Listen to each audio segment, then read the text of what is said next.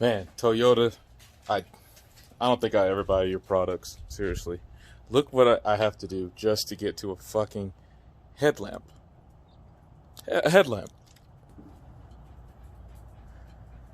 You have to remove the whole goddamn front bumper assembly to take one of these basic ass things that a person can do to, clean their car or fix their car or whatever. Because this damn hex nut, or it's actually more of a bolt, hex bolt, is underneath the front fascia. So, bit of fair warning for anyone who needs to do this with a Toyota Venza. You can do it by yourself, clearly. That's evident, but it's ridiculous. You shouldn't have to remove the whole front fascia just to get to a fucking headlamp. Alright, about to put on the last headlamp. I just want to show you this unnecessary engineering for this headlight assembly. Toyotas are supposed to be known for practical and simple designs. Tell me, does this sound like this is over-engineering? A bunch of redundancy? I'm going to show you now. Stop talking, flip the camera. Check this out.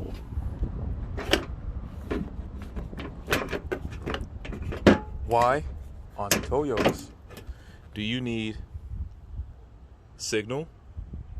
That should be the low beam and high beam, understandable. And DRLs. Do you really need to run it on 4 separate lines?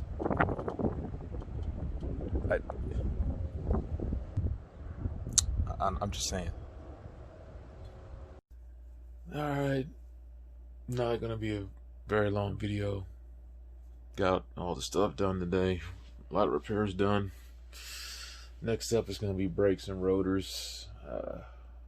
It just made me think more about this whole do-it-yourself repair thing, man. I know Lou Rossman talks about it when it comes to electronic devices, and I don't know if, well, maybe Tesla, but I don't know if all manufacturers aside from them kind of gonna go that route where you can't repair your own shit, man. It's just a weird thing. And the more and more I look at it, it's like, simple stuff. I mean, maybe it's simple to me, maybe it's simple to you too, whoever's watching this, but we did this on the podcast. I'm trying to be short with it because we did a whole podcast about it. I think it was the first episode, if not the second episode. But it's just when you buy something, right? It's yours. You did a medium of exchange. You use whatever currency or whatever the medium exchange that was agreed upon to get said item. It's just, man, I don't even feel like getting into it. I'm into with this. If you bought some, you should be able to own it and do what you want with it. Yeah, it may not get the intended use because you're doing something extra with it or modifying it, sure, whatever, but I don't know, man. Just that extra complexity layers from installing the headlights and removing bumpers and shit. It just doesn't make no sense because, like, I didn't even price check to see how much it costs to have someone install it, but I'm pretty sure it's going to be well over 100, maybe $200, because just for labor alone. Because it took me about 3.5 hours once I figured it out, and that was after looking at bulletins and stuff, because there is no actual bulletin that I found today to do that. I had to just figure it out. There was one well, not one, there's like maybe 5 panel pictures of an exploded view of the where all the fasteners are, but it doesn't tell you like the intricate details you need to just like go to A to Z. It literally just exploded views. But like I said, it's headlights, headlamps, whatever you want to call them. To replace them, it's not that big of a deal. It's really a simple thing. But I just thought, what if someone like me wasn't around? I shouldn't pause like that. I mean to say it like this. What if someone who wasn't mechanically inclined like me around to like install that shit? Like, would they have really paid all that money after buying the parts too? Because when I replaced my ship's headlamps and stuff, it was really simple. Plug and play.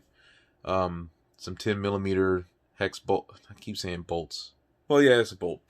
Or a screw, actually. And I said bolt earlier in the video. It was actually a screw from in the Toyota's case. But moving forward, yeah, it was just simple. The Koreans made it simple to just do basic repairs.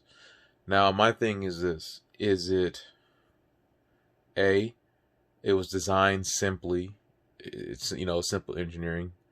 B, are vehicles getting more and more complex? Because I had if you look on this channel, excuse me, it's getting late. I gotta get this video done. Look around my channel, I had a Subaru, and even though it was a 2017, it was pretty. I didn't actually have to do anything to that. Everything's under warranty. But looking underneath the engine bay, or looking inside the engine bay, excuse me, getting tired.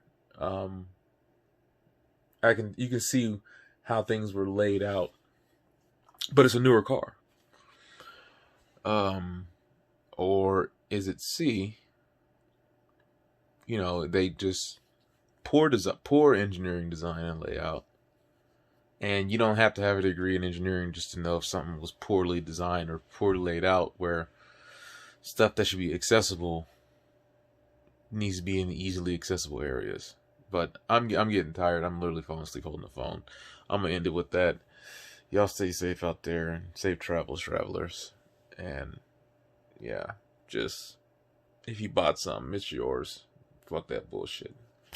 All right, I'm out.